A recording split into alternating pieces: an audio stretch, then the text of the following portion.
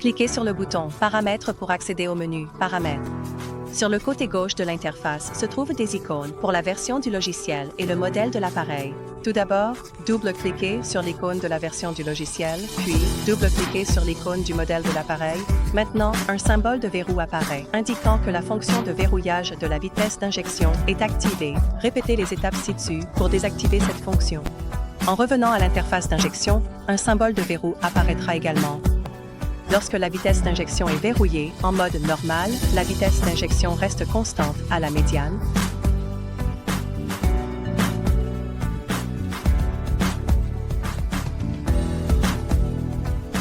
En mode rapide, la vitesse d'injection reste constante à rapide.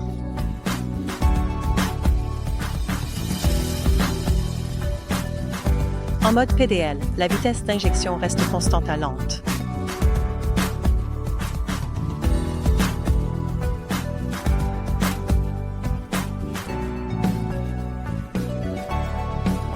En mode dosage, la vitesse d'injection reste constante à moyenne.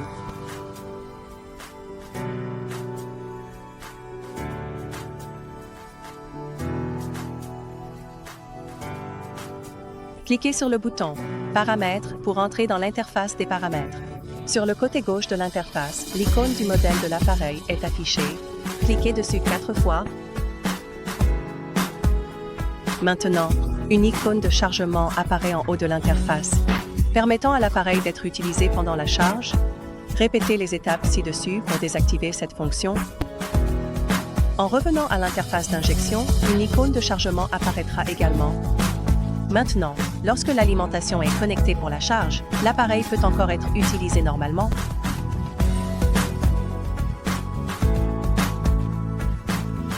Cliquez sur le bouton « Paramètres » pour entrer dans l'interface des paramètres.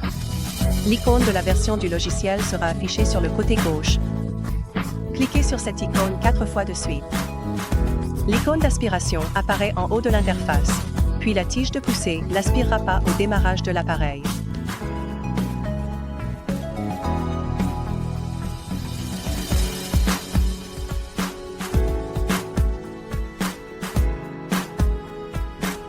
Répétez les étapes ci-dessus et l'icône d'aspiration disparaît. La tige de poussée aspirera automatiquement lorsque l'appareil sera démarré.